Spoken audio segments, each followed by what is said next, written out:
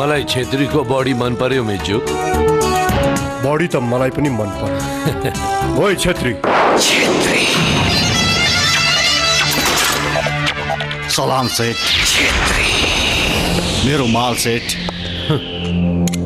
काम अधुरो गर्छौ अनि मालको कुरा गर्छौ। यो के भन्दै हुनुहुन्छ सेठ? हो, तिमीले लक्ष्मणको कार्यक्रम किन गरेनौ? यो के भन्दै हुनुहुन्छ सेठ? त्यो सालीलाई त मैले 6 गोली हानेको थिएँ। मेरो निशानामा परेको मान्छे स्पट डेड हुन्छ। तर त्यो जिउँदै छ। र हामीलाई यो कुरा मन परेन। त्यो हाम्रो बाटोको काँडा हो र त्यसलाई जसरी भए पनि मार्नै पर्छ। मलाई एउटा मौका दिनुहोस् यसपालि त्यसलाई। त्यसपछि तपाईहरुले बोल्ने मौकै पाउनुहुन्न। यदि बाँच्यो भने मेरो नामबाट छेत्री भन्ने शब्दै हटाइदिन्छु।